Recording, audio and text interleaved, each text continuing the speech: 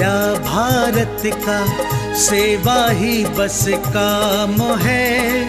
सहभागी बन पुण्य कमा लो, सबसे ये आह्वान है।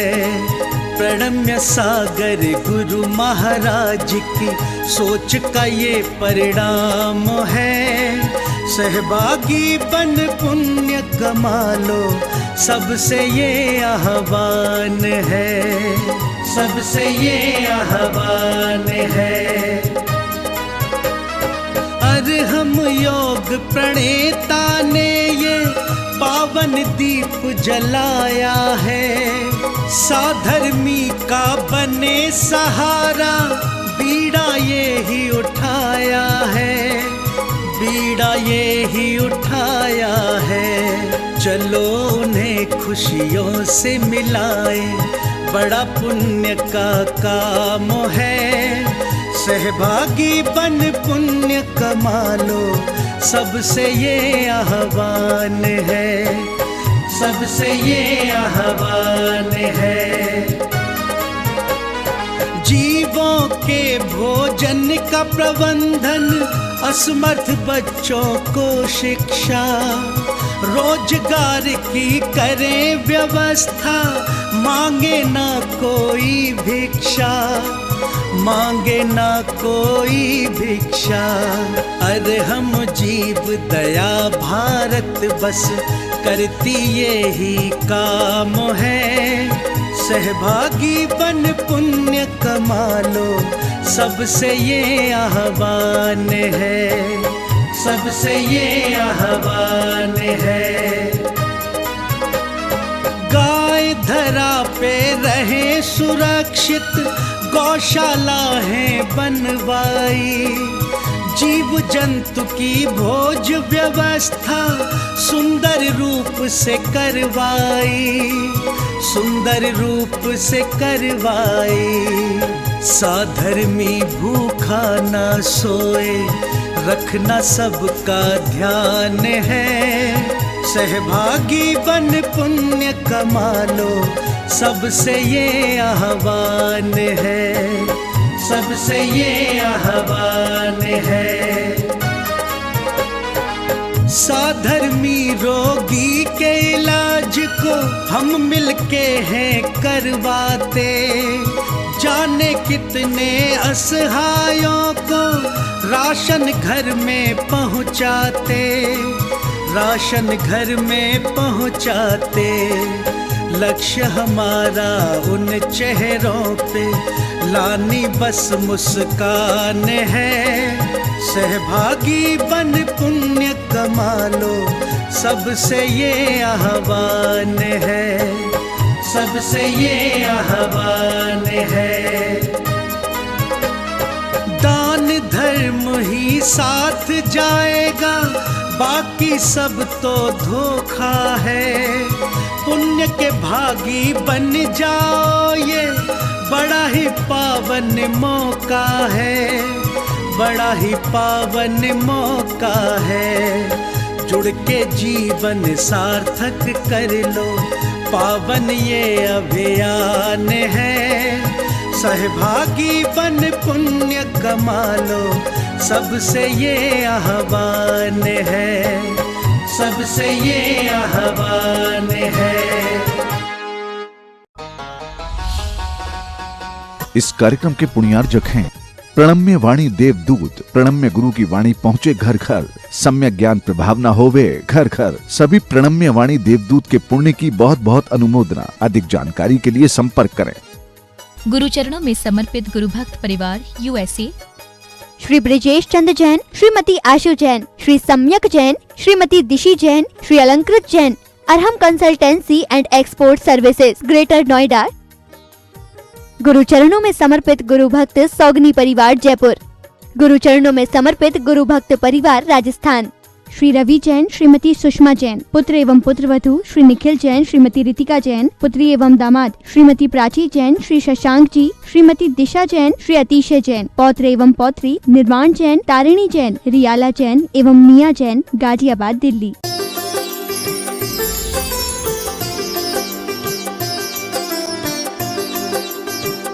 ये बच्चों को पढ़ाओ और बड़ों को भी पढ़ना चाहिए।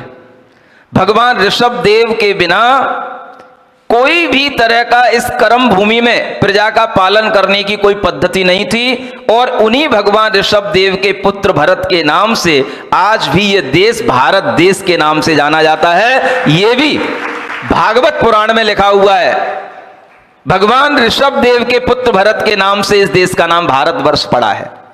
ये भी उन्हीं भागवत पुराण में लिखा हुआ है, शिव पुराण में लिखा हुआ है, आप कितने भी पुराण पढ़ लो सबके अंदर लिखा हुआ है।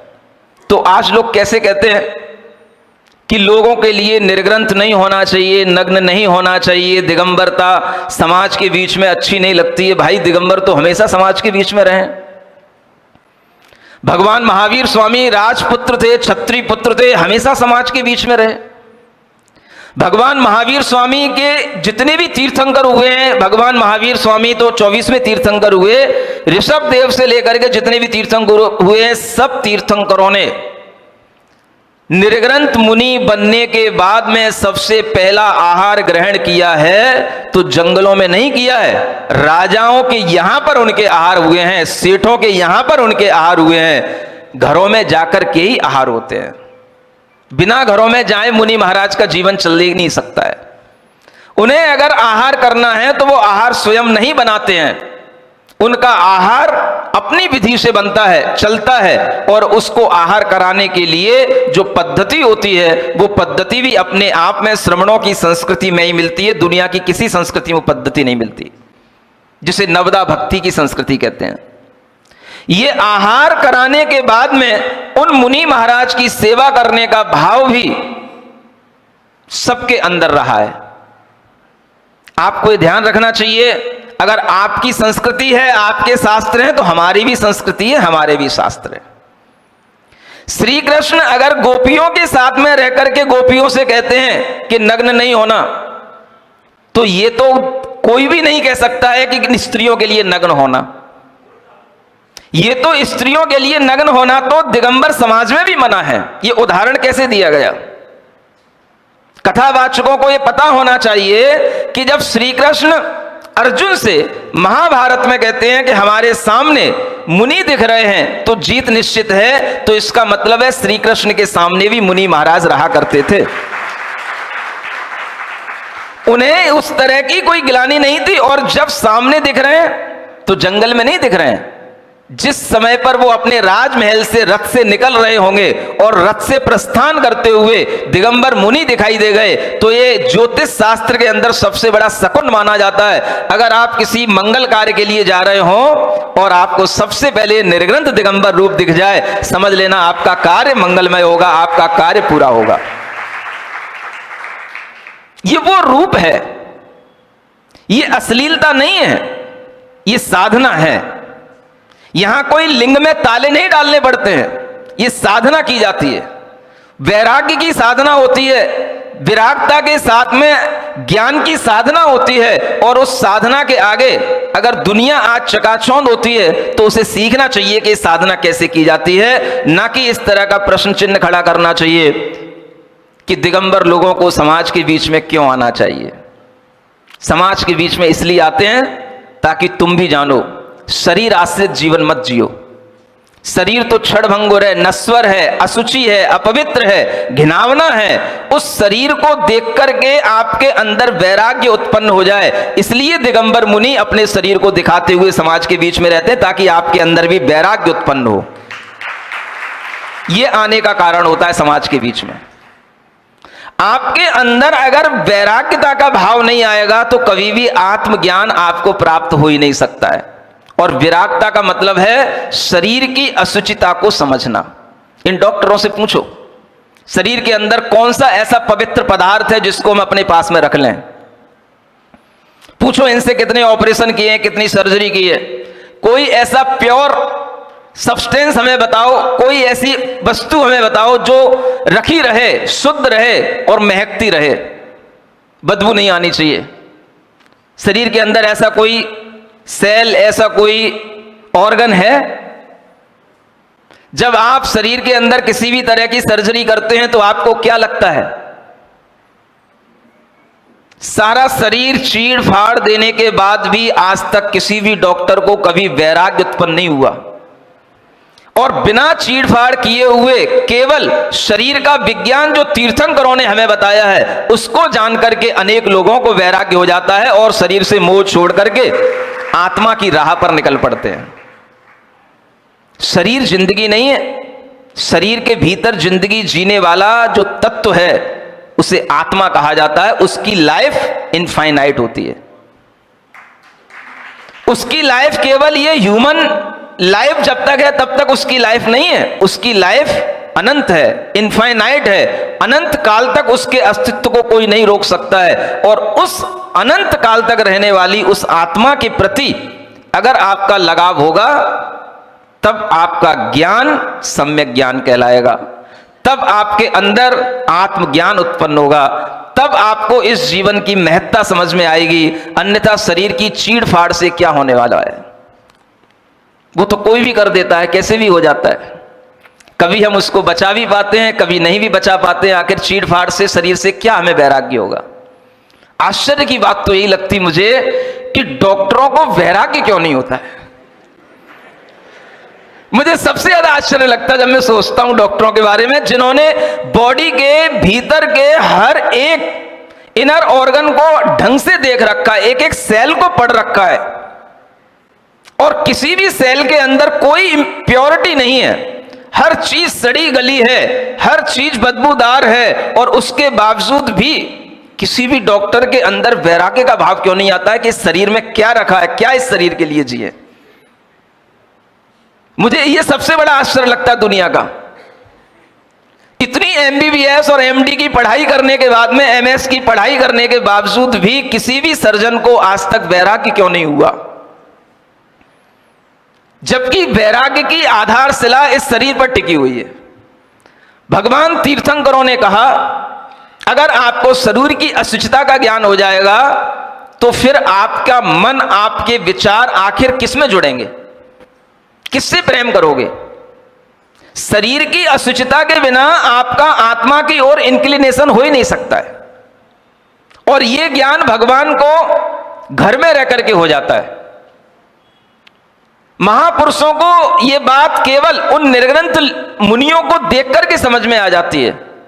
और यही बात बताने के लिए निर्ग्रंथ श्रमण इस दुनिया के अंदर भ्रमण करते हैं कि शरीर के लिए मत जियो। शरीर में जो जी रहा है आत्मा, उस आत्मा के लिए जीने की शुरुआत करो। इसका मैसेज देने के लिए ये श्रमण वस्त्र रहित होकर के, नग्न होकर के समाज के बीच में घूमा करते हैं। ये मैसेज दुनिया को बता देना। शरीर के साथ रहने वाला जो आत्मा है वो आत्मा शाश्वत है। शरीर तो कुछ आयु का है, इसलिए उसको क्षण भंगुर कहा जाता है। इस क्षण है, अगले क्षण है क्या पता। एक क्षण में ही वो भंगुर हो जाएगा। भंगुर माने विनाश को प्राप्त हो जाएगा, भंग हो जाएगा, विनष्ट हो जाएगा। क्षण लगेगा बस, और ज्यादा नहीं लगेगा कुछ भी। एक ठोकर लगती है, आदमी वहीं पर बेहोश हो पड़ता है, जिंदगी भर के लिए अपना होश खो बैठता है, जिंदगी भर बेहोश भी पड़ा रह सकता है, उसी क्षण मौत भी हो सकती है। इसलिए इस जीवन को क्या कहा जाता है? यह शरीर आश्रित क्षण भंगुर है। लेकिन इसको जीने वाला जो आत्मा है वो क्षण भंगुर नहीं है, वो शाश्वत है, वो सनातन है, वो हमेशा से रहने वाला है। और उस आत्मा की चिकित्सा करने वाले कौन है? ये आत्मा क्यों बार बार जन्म लेता है? क्यों बार बार इस आत्मा को रोग उत्पन्न होते हैं? जब सनत कुमार जैसे चक्रवर्ती दीक्षा लेकर के श्रमण बन करके जब अपनी तपस्या करते हैं तो उन्हें शरीर में कोढ़ उत्पन्न हो जाता है। कोढ़ समझते ना, स्किन की बहुत बड़ी बीमारी कहलाती है। अब ये कोढ़ हो गया, उस कोढ़ को हो तो गया, उसका दुख तो हो गया उन्हें, लेकिन उस दुख से वो दुखी नहीं हुए। मैं ये बताना चाह रहा था कि श्रमणों को भी रोग हो जाते हैं, लेकिन वो उस रोग को जीतते हैं। रोग होना अलग बात है और रोग से दुख होना अलग बात है। अनेक वैद्य उनके सामने आए, देव जो है उनकी परीक्षा करने के लिए आ गए वैद्य बन करके। मेरे पास दवाई है, कोढ़ को दूर करने की सर्तियन दवाई है, जैसे आपके यहां पर बसों में लोग चिल्लाते रहते ना, ऐसे उन सनत कुमार मुनि महाराज के सामने खड़े होकर के दो वैद्य, अच्छा भेष बना करके एक वैद्य का और झोला लेकर के मेरे पास में, इस रोग की सर्तेन दवाई है, आप इसको ले लो, मेरे रोग, आप इसको एक बार एक दवाई ले लोगे, आपका एक कोढ़ हमेशा के लिए ठीक हो जाएगा।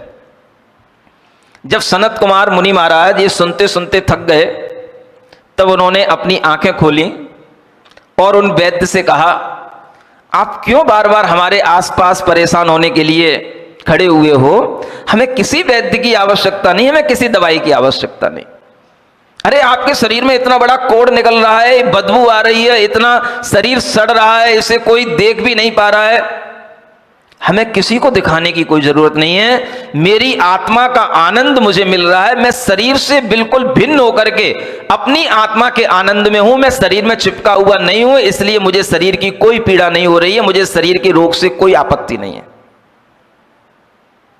इतना कोढ़ होने के बावजूद भी आपको इसे दूर करने की इच्छा नहीं है? नहीं करना। क्यों नहीं करना?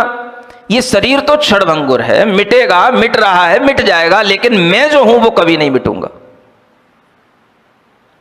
आपके लिए एक बार तो इसकी मेरी औषधि ले लेनी चाहिए थी, मैं इसको बिल्कुल सर्टेन ठीक कर दूंगा। ये परीक्षा करने के लिए देवलोग उनके सामने खड़े हैं। और सनत कुमार चक्रवर्ती मुनि महाराज उसके लिए कह रहे हैं, नहीं, मुझे कोई दवाई की आवश्यकता नहीं है। और जब वो वैद्य नहीं मानते हैं, सुन रहे हो, सो तो नहीं गए, सो ही नहीं सकते हो हमारी सभा में। और जब वो वैद्य नहीं माने तो उन चक्रवर्ती मुनि महाराज ने अपना थूक निकाल करके, अपना थूक जो है इस अंगूठे के पास में ऐसा लगा दिया, और वो अंगूठा वहां पर कंचन काया की तरह चमकने लग गया। जब उन देवों ने जो परीक्षा करने के लिए आए थे देखा, तब उन्हें समझ में आया ये क्या है। बोले, अगर काया को हमें कंचन करना होगा तो वो तो हम कब की कर चुके होते, हमें अपनी आत्मा को कंचन बनाना है, इसलिए हम यहां बैठे हैं। हमें तुम्हारी औषधियों की आवश्यकता इसलिए नहीं है क्योंकि हमारी दृष्टि शरीर पर नहीं है, हमारी दृष्टि आत्म तत्व पर है। और ऐसी आत्मा का ध्यान करने में मुझे जो आनंद आता है, उसके लिए जब मुझे कोई दुखी नहीं हो रहा है शरीर का, भाई बदबू तुम्हें आ रही होगी, तुम जानो, मुझे तो नहीं आ रही, मुझे तो अपनी आत्मा की सुगंध आ रही है। मैं शरीर को देख ही नहीं रहा हूं, मैं तो आंख बंद करके अपनी आत्मा के रस में निमग्न हूं। मुझे इस शरीर के रोग से मुक्त होने की भी कोई इच्छा नहीं है। और उनके अंदर इतनी शक्ति है कि अगर वो थूक किसी भी रोगी के ऊपर लगा दें, वो थूक क्या, उनकी हवा भी किसी रोगी को लग जाए तो कितना ही बड़ा रोगी हो, वो रोगी ठीक हो जाए। इतनी शक्तियां शरीर के अंदर नहीं आती, आत्मा के अंदर आती हैं। इसलिए आत्मा के लिए जीने वाला जो होता है उसे परम वैद्य कहा जाता है। आत्मा की चिकित्सा करने की जो पद्धति बताई गई है वो तीर्थंकरों ने बताई है। आज के इन चिकित्सकों से मेरा कहना है, डॉक्टरों से मेरा कहना है, अब थोड़ा सा अपनी लाइफ में एक स्पिरिचुअलिटी लाने की कोशिश करो। हमने बहुत किताबें पढ़ ली, बहुत ऑपरेशन कर लिए, अब थोड़ा सा हम अपने लिए जीने की कोशिश करें। आत्म विद्या को सीखो, ये बहुत बड़ी विद्या होती है, अध्यात्म विद्या सीखो। और ये अध्यात्म विद्या सीखे बिना जीवन आपको कभी भी संतोष नहीं देगा। ये अध्यात्म विद्या सीखने के लिए आपको आध्यात्मिक ग्रंथ पढ़ने पड़ेंगे। चाहे आप गीता पढ़ लो और चाहे आप इधर दिगंबर जैन संतों के द्वारा लिखा हुआ इष्टोपदेश, समाधि तंत्र या समय सार आदि ग्रंथों का अध्ययन करो, ताकि आपको समझ में आएगा कि अध्यात्म किसे कहते हैं, आत्मा क्या कहलाती है। आपके लिए अगर आत्मा का ज्ञान होगा तो ही सबसे बड़ा ज्ञान आपके अंदर आएगा। मैं यही चाहता हूं सभी लोग आत्मज्ञानी बने। शरीर ज्ञानी बनने से क्या होगा? शरीर का ज्ञान तो वैसे ही दिखाई दे रहा है सब कुछ। डॉक्टर साहब समझ रहे हो ना, शरीर में तो जो कुछ है वो सबको पता है। और शरीर की चिकित्सा कितनी बार हो पाती है, फेल हो जाती है। लेकिन हमने पास्ट टाइम में कभी भी और आज तक भी कभी भी अपनी आत्मा के रोगों की चिकित्सा करने का कोई भी बीड़ा नहीं उठाया। और आत्मा के रोग क्या हैं? हमारे अंदर जो अज्ञान है, हमारे अंदर जो अनेक तरह के विकारी भाव हैं, जिन्हें हम ईर्ष्या कहते हैं, मोह कहते हैं, क्रोध कहते हैं, मान कहते हैं, लालच कहते हैं, छल कपट कहते हैं, ये सब भावों को नष्ट करके अपनी आत्मा को शुद्ध बनाने की जो विधि बताई जाती है, उसी का नाम जैन धर्म कहलाता है। ये ध्यान में रखना।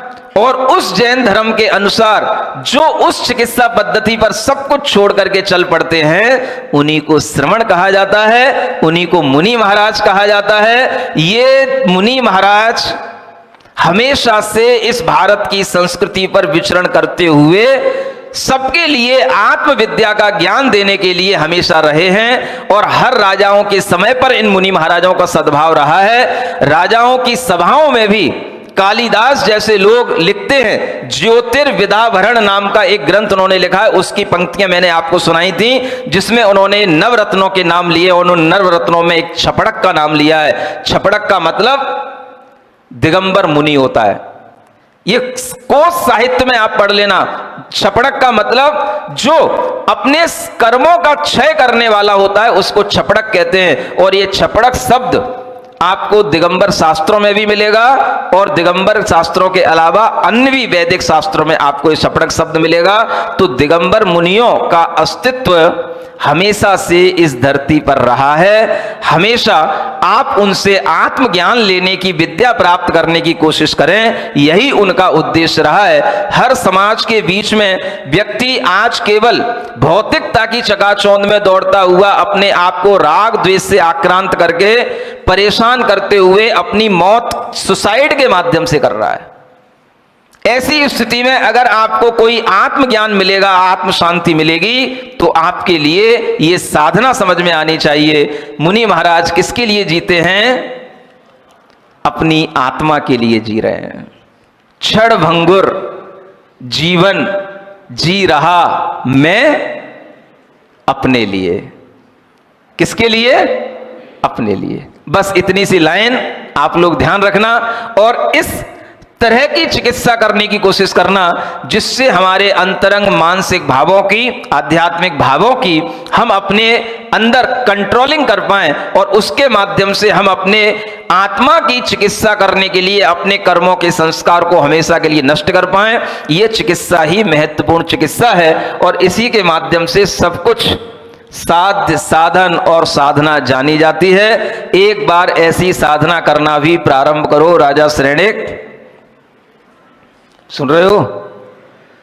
किसको साध्य बना लिया है? ग्रह शोभा को। ग्रह की शोभा कब तक बढ़ाओगे? क्या कपड़ों से केवल ग्रह की शोभा बढ़ती है? साध्य क्या होना चाहिए? अपनी आत्मा को शुद्ध करना, यह हमारे जीवन का साध्यभूत लक्ष्य होना चाहिए। समझ में आ रहा है? इस सभा में बैठ करके अगर आपने केवल अपना साध्य इतना बना लिया तो समझ लेना सभा में बैठना आपका सार्थक हो गया। और आपके लिए फिर भी कोई प्रश्न आ रहा हो तो आपको अनुमति दी जाती है, आप प्रश्न पूछ सकते हैं। नमोस्तु गुरुदेव। नमोस्तु गुरुदेव। हेलो। नमोस्तु गुरुदेव। क्या वैदिक और श्रमण संस्कृति के लोग आपस में आग्रह छोड़कर नहीं रह सकते? क्या वैदिक और श्रमण संस्कृति के लोग आपस में आग्रह छोड़कर नहीं रह सकते? देखिए, ऐसा है, कभी भी कोई भी चीज इस प्रकृति के अंदर रहती। बहुत अच्छा प्रश्न है, सुन रहे ना सब लोगों ने? प्रश्न सुना ना? वैदिक और श्रमण संस्कृति के लोग आग्रह छोड़ करके क्या इस संसार में नहीं रह सकते? हम आपसे पूछते हैं, अगर वो अपना अपना आग्रह भी बना करके संसार में रहते हैं तो क्या दिक्कत है? इसमें क्या दिक्कत है? संसार में हमेशा दो तरह की चीजें हमेशा रही हैं, पॉजिटिव और नेगेटिव। एक चीज से कभी काम चलता ही नहीं, एक चीज से कभी संसार होता ही नहीं। दिन होता है तो रात भी, सूर्य निकलता है तो चंद्रमा भी, सुन रहे हो? जाड़ा आता है तो गर्मी भी होना, इसलिए दो चीजों के बिना कभी भी कोई भी अस्तित्व में मानव संस्कृति रह ही नहीं सकती है। यानी इस मानव को मानव बनाए रखने के लिए दोनों ही संस्कृतियों का होना आवश्यक है, और दोनों ही संस्कृतियां जब साथ साथ चलेंगी तभी ये मानव मानव रह पाएगा। इन संस्कृतियों में किसी भी तरह के लोगों का कोई भी आग्रह रहे, लेकिन वो आग्रह भी प्रेम भाव के साथ रहने में कहीं कोई दिक्कत नहीं है। आग्रह तब आपके लिए दुखकर होता है जब कोई आपको अपनी ओर खींच रहा हो, दूसरा आपको अपनी ओर खींच रहा हो। कोई किसी को अपनी ओर ना खींचे, अपना अपना काम करें, अपनी अपनी समझदारी से सब काम करें, तो कोई भी आग्रह किसी के लिए परेशानी का कारण नहीं होता है। फूल होते हैं तो कांटे भी, स्त्री होती है तो पुरुष भी, हर चीज विरोधाभास के साथ ही यहां चलती है। इसलिए ये दोनों संस्कृति एक साथ हैं तभी एक दूसरे की पूरक हैं। एक के अभाव में दूसरे का अस्तित्व नहीं है। न श्रमण संस्कृति का वैदिक संस्कृति के अभाव में अस्तित्व है, और न वैदिक संस्कृति का श्रमण संस्कृति के अभाव में अस्तित्व है। इसलिए जान लेना, ये दोनों संस्कृति जब से चल रही हैं तभी से मानव जीवन है, और ये दोनों संस्कृति जब तक चलती रहेंगी तब तक ही मानव इस धरती पर मानव के रूप में है, नहीं तो दानव हो जाएगा। समझ में आ रहा है? इसलिए आग्रह वाली कोई बात नहीं है। धर्म हमेशा आपको दोनों तरह से जीना सिखाता है, और धर्म के लिए आपको हर चीज को जानना आवश्यक है। आप क्रिया कांड भी समझें, कर्म कांड भी समझें, ज्ञान कांड भी समझें, भक्ति कांड भी समझें, और इन सब के समझने का नाम ही है श्रमण संस्कृति और वैदिक संस्कृति, दोनों को समझ लेना। नमोस्तु भगवान। मेरा दूसरा प्रश्न है, भगवान की भक्ति करने से भी शरीर निरोग हो जाता है क्या? भगवान की भक्ति करने से भी नहीं, से ही शरीर निरोग होता है ना?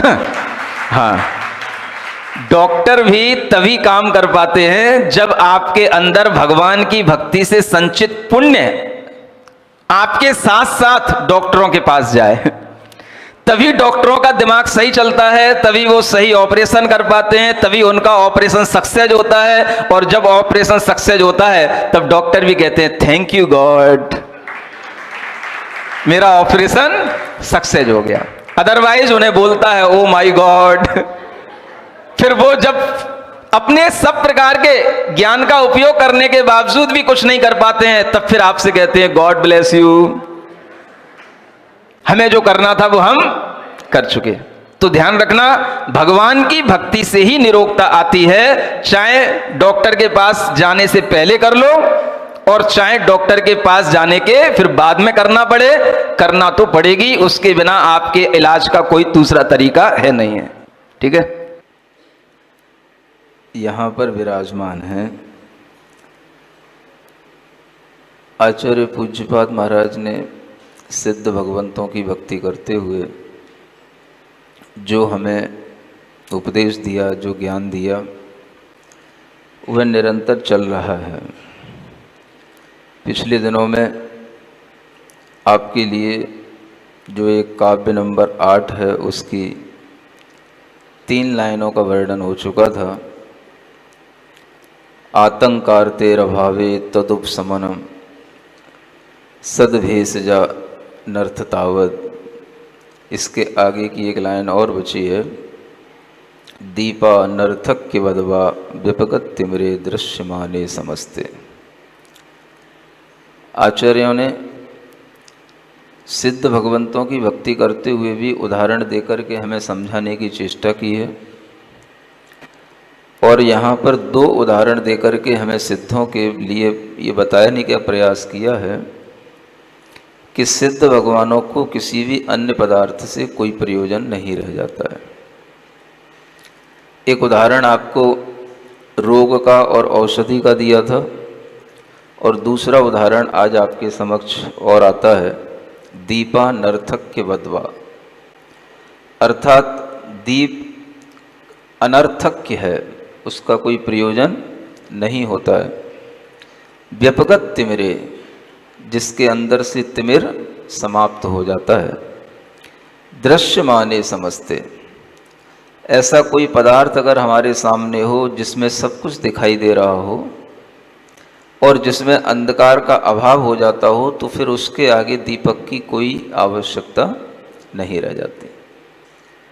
जैसे रवि का उदय होता है और उसके प्रकाश के कारण से जब सर्वत्र रोशनी फैलती है तो सारा अंधकार भाग जाता है, सब कुछ दिखाई देने योग्य पदार्थ, दृश्यमान पदार्थ दिखाई देने लग जाते हैं। और इस तरह से जब तिमिर से रहित होकर के सभी दृश्यमान पदार्थ जब अवलोकित होने की क्षमता में आ जाते हैं तो वहाँ पर फिर दीपक से कोई प्रयोजन नहीं रह जाता। यानी सूर्य के प्रकाश के समक्ष दीपक का कोई प्रयोजन नहीं है। इसी तरह से भगवान सिद्धों के लिए किन्हीं अन्य प्रकाश पदार्थों का भी कोई प्रयोजन नहीं है। अब हम थोड़ा सा यहाँ पर आपकी उस धारणा की ओर चलते हैं। अक्सर लोग ये पूछा करते हैं, ये जो सिद्ध शिला है, सिद्ध भगवान जहाँ रहते हैं वहाँ पर महाराज प्रकाश है कि अंधकार है? ये लोग पूछा करते हैं। लोग दिमाग तो लगाते हैं, थोड़ा पढ़ लेते हैं, श्रुत ज्ञान से उन्हें पता पड़ जाता है 14 राजू का यह लोक है, लोक के अग्रभाग पर सिद्ध भगवान विराजमान हैं। तो ज्योतिषी देवों का प्रकाश तो केवल इस मध्य लोक में रहता है, इधर आता है, वहाँ तो कोई ज्योतिर्लोक है नहीं है, सूर्य चंद्रमा वहाँ होते नहीं, वहाँ कोई प्रकाश पहुँचता नहीं। वैमानिक देवों के लिए तो हम फिर भी कह लेते हैं कि चलो वहाँ पर रत्न होते हैं, देवों के यहाँ पर रत्नों का प्रकाश होता है। सिद्धों के यहाँ पर किसका प्रकाश? हाँ, लोक के अग्रभाग पर सिद्ध भगवान विराजमान हैं, वो अंधेरे में है कि उजाले में है? बोलो। उजाला तो उजाला किसका? उजाला किसका है? उन्हें किसी उजाले के लिए प्रकाश की आवश्यकता है कि हमें उजाले के लिए प्रकाश की आवश्यकता है? तो हमें जब प्रकाश की आवश्यकता पड़ती है तो हमें ऐसा लगता है कि जैसे हमें प्रकाश की आवश्यकता है वैसे सबको प्रकाश की आवश्यकता है। उन सिद्ध भगवानों को भी उजाला चाहिए, प्रकाश चाहिए। अंधेरे में बैठे होंगे तो हमारे भगवान अंधेरे में बैठे हों, अच्छा नहीं लगता। ऐसा ही विचार आता कई लोगों को। आपके लिए वह विचार आज अच्छे ढंग से स्पष्ट हो जाना चाहिए।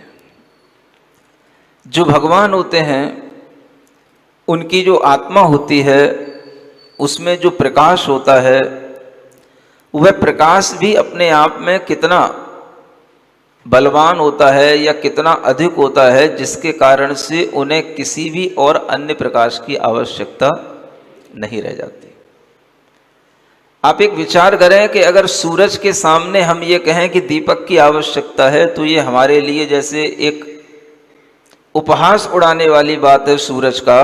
वैसे ही उन सिद्ध भगवानों के सामने अगर हम यूं कहें कि इन्हें भी किसी सूर्य के प्रकाश की आवश्यकता है तो ये भी उनका एक उपहास हो जाएगा। जो स्वयं प्रकाशमान है और प्रकाश भी कितना, जिन भगवान की आत्मा में जितने भी प्रकाशमान पदार्थ हैं वो सारे के सारे प्रकाशित हो रहे हैं। अगर जैन दर्शन के अनुसार हम विचार करें तो सूर्य चंद्रमा असंख्यात होते हैं। कितने होते हैं? हाँ, केवल हम इस जम्बूद्वीप की बात नहीं कर रहे हैं। पूरे मध्य लोक के अंदर ज्योतिर्लोक में सूर्य चंद्रमा कितने होते हैं?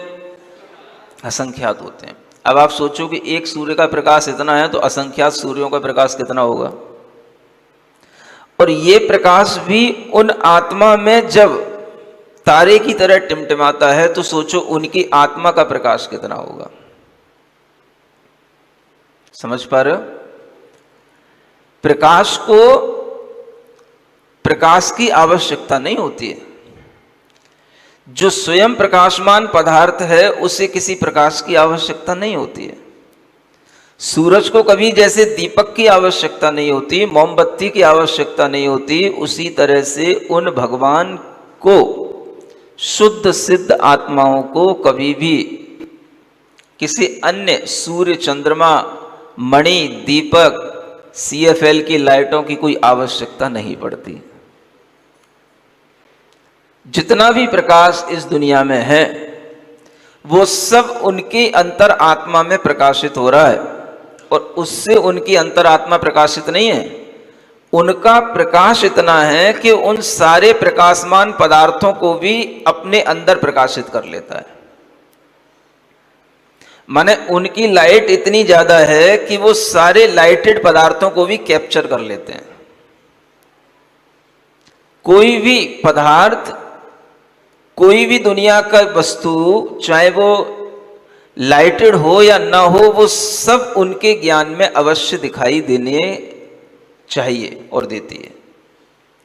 ये जब सिद्ध भगवान की स्थिति है, उनकी अंतर आत्मा का इतना तेज, इतना प्रकाश जब हमें ज्ञान में आ जाएगा तो हमारा ये प्रश्न, जो अज्ञान जनित प्रश्न है, ये कभी भी उठेगा ही नहीं। भगवान के आसपास कैसा भी वातावरण हो, भगवान के आसपास कितना भी अंधकार हो, लेकिन भगवान आत्मा कितना प्रकाशमान है, ये आपको ध्यान में रखना है। वह अंधकार भी उनके ज्ञान का एक विषय बनता है। वो अंधकार को भी एक वस्तु के रूप में जानेंगे कि आसपास जो अंधकार है वो हमारे लिए जानने में आ रहा है। आप सोचें, कभी आप अपने घर में बैठे हो कमरे के अंदर, और आपका कमरा लाइटेड हो पूरा, और बाहर रात हो, अंधकार हो। समझ आ रहा है?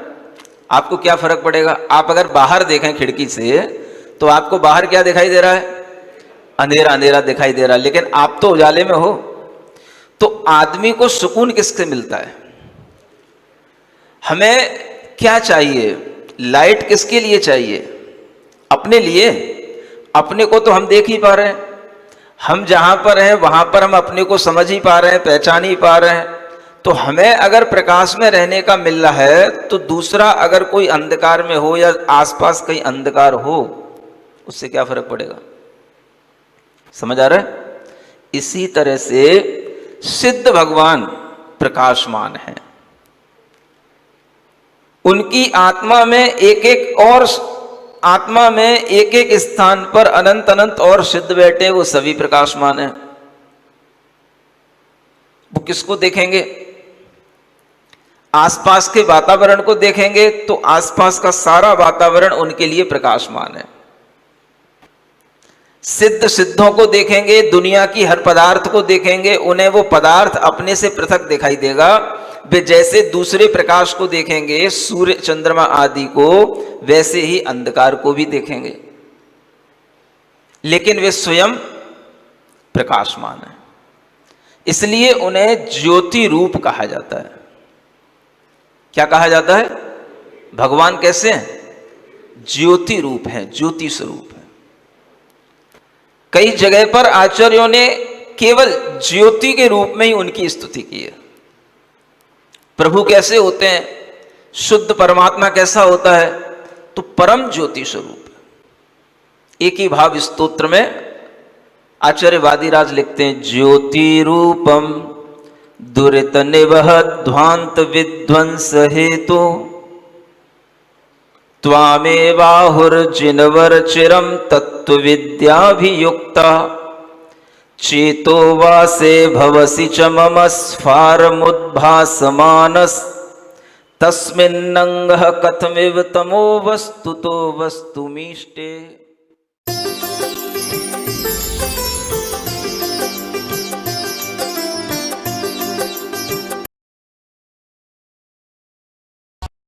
जत्थे प्रणम्य वाणी देवदूत, प्रणम्य गुरु की वाणी पहुंचे घर घर, सम्यक ज्ञान प्रभावना होवे घर घर। सभी प्रणम्य वाणी देवदूत के पुण्य की बहुत बहुत अनुमोदना। अधिक जानकारी के लिए संपर्क करें। गुरु चरणों में समर्पित गुरु भक्त परिवार USA, श्री ब्रिजेश चंद्र जैन, श्रीमती आशु जैन, श्री सम्यक जैन, श्रीमती दिशी Jain, Shri Alankrit Jain, Arham consultancy and export services, greater Noida. गुरु चरणों में समर्पित गुरु भक्त सौगनी परिवार जयपुर, गुरु चरणों में समर्पित गुरु भक्त परिवार राजस्थान। श्री रवि जैन, श्रीमती सुषमा जैन, पुत्र एवं पुत्रवधू श्री निखिल जैन, श्रीमती रितिका जैन, पुत्री एवं दामाद श्रीमती प्राची जैन, श्री शशांक जी, श्रीमती दिशा जैन, श्री अतिशय जैन, पौत्र एवं पौत्री निर्वाण जैन, तारिणी जैन, रियाला जैन एवं मिया जैन, गाजियाबाद, दिल्ली। परम पूज्य चतुर्थ पट्टाधीश समाधिस्थ आचार्य श्री 108 योगेंद्र सागर जी महाराज की परिकल्पना के अनुरूप